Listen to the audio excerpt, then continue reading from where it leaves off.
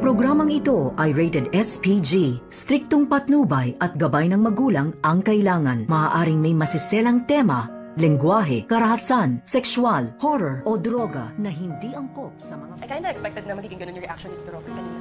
Kita mo naman yung mukha niya, diba, habang nagpunta sa announcement. Narito na nga ang ating pakaabangan ngayong Biyernes sa Abot Kamay na Pangarap. Dito nga napag-usapan dito ni Eric at dito ni Justin ang hindi daw inaasahan ni Justin sa reaksyon ng kanyang tito Robert nung nasa loob nga daw sila ng announcement na kung saan ay sinabi ni Giselle dito sa kanila na ito nga si Eric ang VP ng finance at tila hindi nagugustuhan ni RJ ang balitang iyon. At dito naman na sinabi ni Eric sa kanyang anak na si Justin na wag daw mag-alala dahil inayos na daw ni Giselle ang gusot na iyon.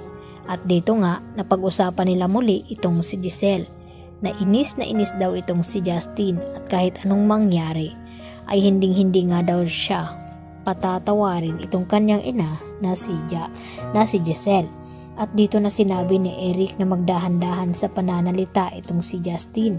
Baka may makarinig sa kanila na sana hindi ipinasok ni Giselle ang kanyang anak dito sa Apex dahil ito ang magiging hadlang upang umangat ito dahil sa mga masamang balak dito ni Eric at ito ngang si Justin upang makaganti dito kay Giselle.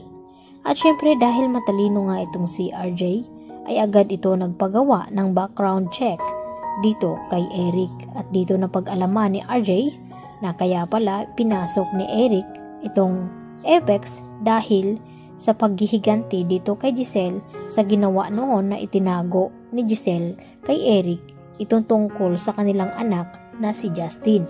At ito pa mismong si Eric ang nagkuha sa ampunan kung saan ipinimigay ni Giselle ang kanyang anak noon na si Justin. Kaya ang pinaka-importante daw nila Giselle at RJ ay kukunin na nga nila ni Eric at Justin. Dito nga naisipan nila na uumpisahan na ang kanilang mga plano. Subalit dahil sa gagawin ni RJ ngayon ay mahirapan naman na magtatagumpay ang mga ito dahil hindi naman hahayaan ni RJ na magtatagumpay itong sina Eric at Justin na pabagsakin nga itong Apex Hospital. Lalo na't nakaabang na nga ang paglipat dito ni Annalyn sa Apex.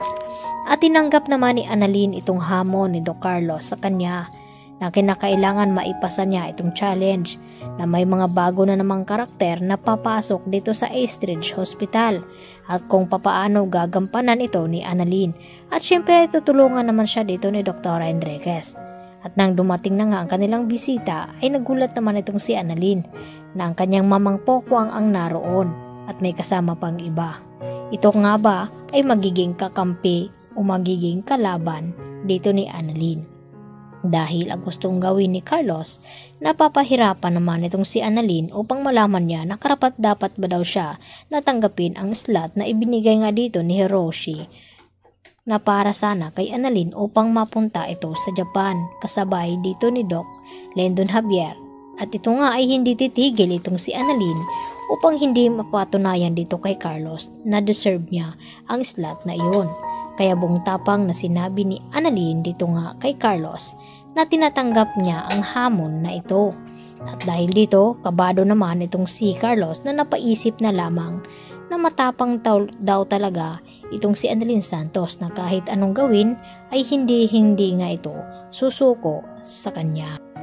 Kaya yan naman ang ating pakaabangan mamaya kung hanggang saan ang tapang dito ni Annalyn na harapin nga itong mga challenges ni Carlos Benitez. Yan lang po at marami pong salamat sa inyong pananatiling panonood dito sa aking munting channel. Hanggang sa muli mga kapuso, bye-bye!